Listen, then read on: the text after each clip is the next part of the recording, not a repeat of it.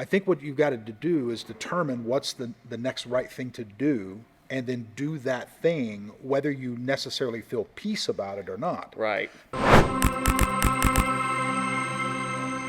I think a lot of people sometimes are paralyzed by fear. And I know specifically there are people who, they want to have everything planned out before they move or make a next step. I know my wife's like that. She's, organized, planned. If everything doesn't make sense, if she's not certain that it's going to work out, she doesn't want to move forward and go forward with it.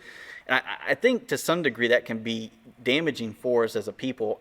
One of the questions I was wondering, though, is when we call people to move to next steps in the midst of not being certain about it, how do we make sure that they can still have peace as they move forward in uncertainty? Yeah. Well, that's a great question, Preston, and it's very close to my heart because I am a person who likes to know what's going to happen before I do it. So, this entire series that we've been talking about, uncertainty, really speaks to me, and it's close to home for me because I am a person that hesitates, and I try to collect as much information as I possibly can before I make a decision. Right. But because of that, I have paralyzed myself a lot in moving. So I wait too long before I jump. Right. So I would say to that person, just based on my experience and what I've learned, is I wouldn't make peace your goal. If peace is your goal, you may never move. I think what you've got to do is determine what's the next right thing to do, and then do that thing, whether you necessarily feel peace about it or not. Right. Because our goal is to do the next right thing.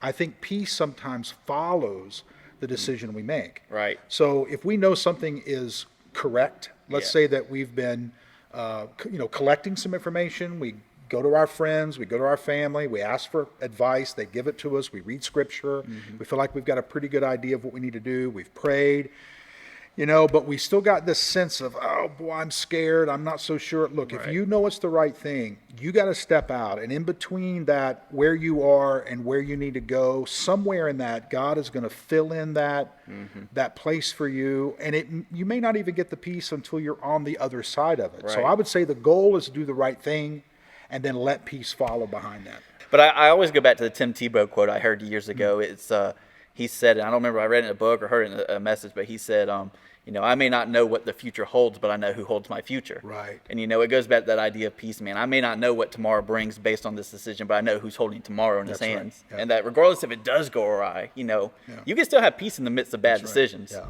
Yeah. Can you imagine what would happen if, 500 people connected to Forest Park, connected to our community, began to make a goal to do the right thing, whether they felt good about it, whether they felt peace about it, and we all just began to seek the next right thing and did it no matter the emotions connected to it. Yeah. Can you imagine what that would do in our community, what it would do in our church, Yeah. marriages, schools, government right now? Yeah. Having the goal to be the right thing, not the feelings that we so want. Okay, so I think the conclusion or the answer, the conclusion to that, it would be seek and discover what is the right thing to do, and do it no matter how you feel, and let peace and let the feelings follow as they will, ever how long that takes. Absolutely. And I think that's practical advice too for individuals as they try to figure out the steps they individually have to take in the midst of this COVID crisis. Yeah.